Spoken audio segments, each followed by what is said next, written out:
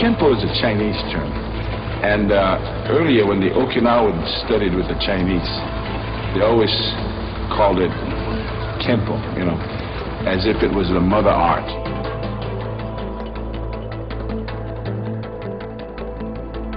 The thing that's special about this is here the first Americanized version that's been introduced to the American public.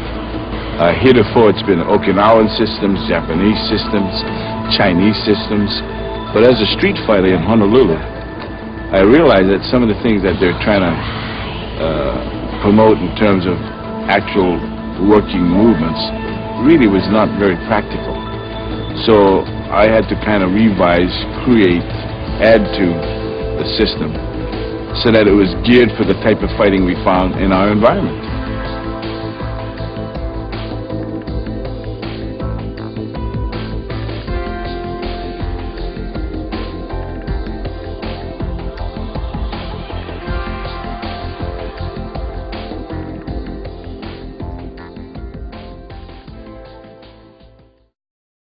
I'm Ed Parker, often called the father of American karate, sometimes called the godfather of American karate.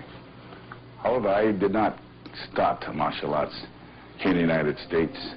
The members of the Tong imported Chinese coolies who had come here to work on the railroads in the early 1840s. They formed syndicates, Tongs, and they used to be in war with each other, and as a result, they started to bring in martial art masters. Of course, after the Tong Wars had subsided, many of these masters had gone back to China, but a few of them remained here, so as a result, they had these private classes. I was the first to start this art on a commercial endeavor in around 1954. Because of the philosophy that's occurring on the streets today, which is, it's not what's right, but what's left that counts.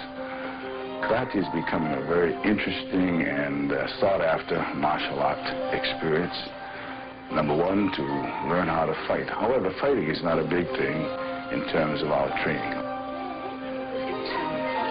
We try to teach, especially the children, our students, into learning how to fight so that fighting does not become an important thing in their life. The actual history is lost in the antiquity of time, although the Chinese are given credit for it. They fashioned a lot of the weapons after observing the fowls and the reptiles and beasts of the land. So they fashioned the tiger claw, the eagle's beak. Then the Okinawans picked the art up, and during the era back in about 1704, their weapons were confiscated, so they developed the art which we now have and call karate.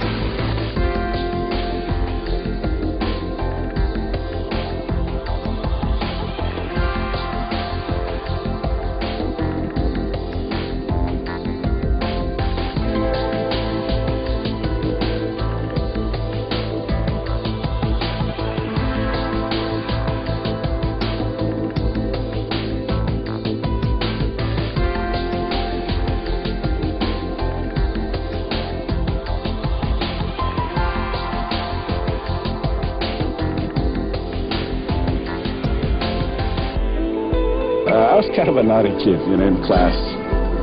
And the teacher told me, she said, Ed Parker, you'll never be a success in life. I took it to heart, and I only wish I could find that one particular teacher now. And thank you for those kind words, because that was the driving force that told me I'd never be the monkey with the cup, but the organ grinder.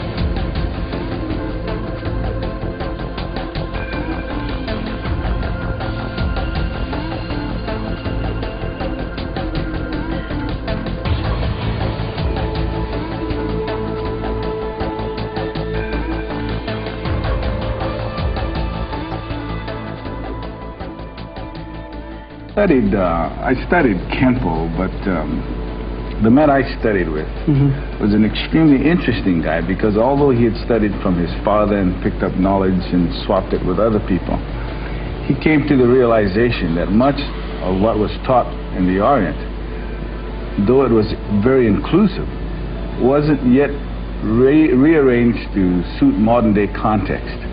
So he found that there's a lot of changes needed in order to make it work in our present day environment. It was because of him that I began to think this way from my early years.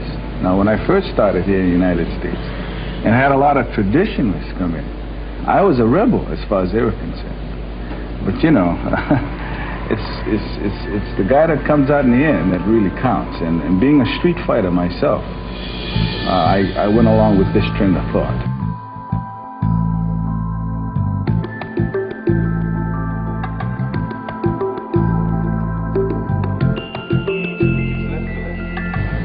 I feel that most of your Japanese and Okinawan systems are more linear or angular in their motions.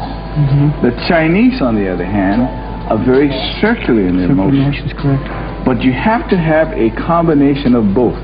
Like you have to have good feet, you have to have good hands. Like you use linear moves, you've got to learn to use circular moves and combine them. Because I feel that when you just strictly use linear moves, it's just like learning to print the alphabet. After you learn to print, what do? You learn how to write in script. Simplest way to. And that's the script has a composition of both linear and circular movements. And that's why it keeps flowing. Like your stuff. I mean, your stuff is the script writing of the arts, not print writing, you see.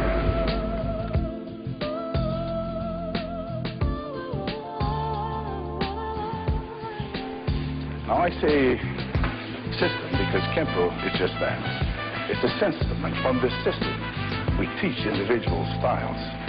We're sort of like tailors who try to fit the art to suit the individual rather than the reverse.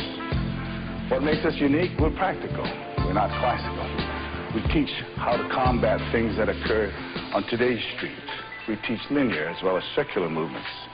Movements that will be helpful and practical, not against one individual, but several individuals as well. That is the essence of Kenpo. Complete motion, complete movements, all concepts involved to cope with the fighting found on our streets today.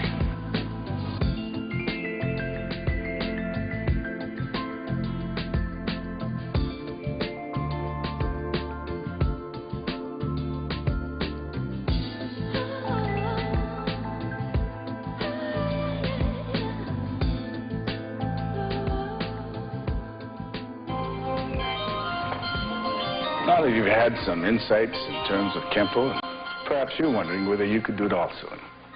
Yes, you can. This art is not restricted to any age, nor is it restricted to sex. Each and every one of you can learn the martial arts. And with today's environment, it's a necessary endeavor to study the martial arts, no matter what style or system. You could also perform these movements if you but try.